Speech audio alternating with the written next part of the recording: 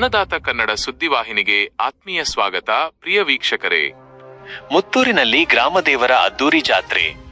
ಬಾಗಲಕೋಟೆ ಜಿಲ್ಲೆಯ ಜಮಖಂಡಿ ತಾಲೂಕಿನ ಮುತ್ತೂರು ಗ್ರಾಮದಲ್ಲಿ ಗ್ರಾಮ ದೇವತೆಗಳಾದ ಲಕ್ಕವ್ವ ಮತ್ತು ದ್ಯಾಮವ್ವ ದೇವತೆಗಳ ಜಾತ್ರಾ ಮಹೋತ್ಸವವು 2 ದಿನಗಳ ಕಾಲ ವಿಜೃಂಭಣೆಯಿಂದ ನಡೆಯಿತು.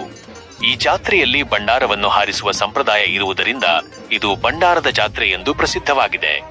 ಮೊದಲ ದಿನ ಬೆಳಿಗ್ಗೆ ದೇವತೆಗಳಿಗೆ ಪಂಚಾಮೃತ ಅಭಿಷೇಕ ಮಾಡಿ ನಂತರ ಪವಿತ್ರ ಕೃಷ್ಣಾ ನದಿಗೆ ಮೆರವಣಿಗೆಯಲ್ಲಿ ಕರೆದೊಯ್ಯಲಾಯಿತು. ಅಲ್ಲಿ ದೇವತೆಗಳಿಗೆ ಪೂಜೆ, ಅಲಂಕಾರ ಮತ್ತು ಮಂಗಳಾರತಿಗಳನ್ನು ಮಾಡಲಾಯಿತು.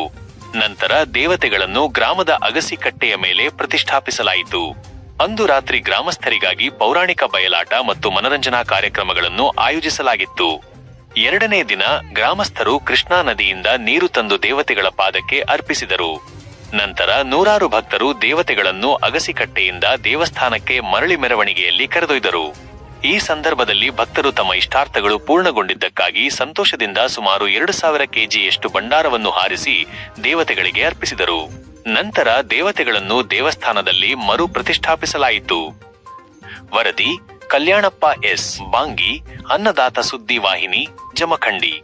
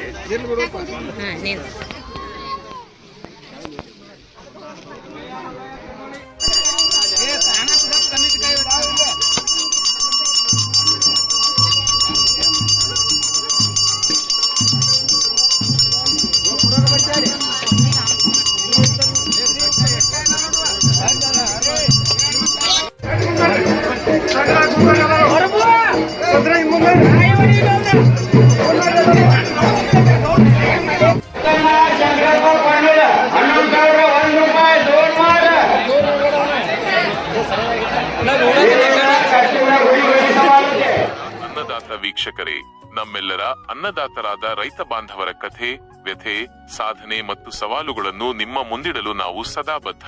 ಹಳ್ಳಿಗಳಿಂದ ದಿಲ್ಲಿಯವರೆಗೆ, ಹೊಲದಿಂದ ಹಿಡಿದು ಮಾರುಕಟ್ಟೆಯವರೆಗೆ ರೈತರಿಗೆ ಸಂಬಂಧಿಸಿದ ಪ್ರತಿಯೊಂದು ಮಾಹಿತಿಯನ್ನು ನಿಖರವಾಗಿ, ನಿಷ್ಪಕ್ಷಪಾತವಾಗಿ ತಲುಪಿಸುವುದು ನಮ್ಮ ಆದ್ಯತೆ.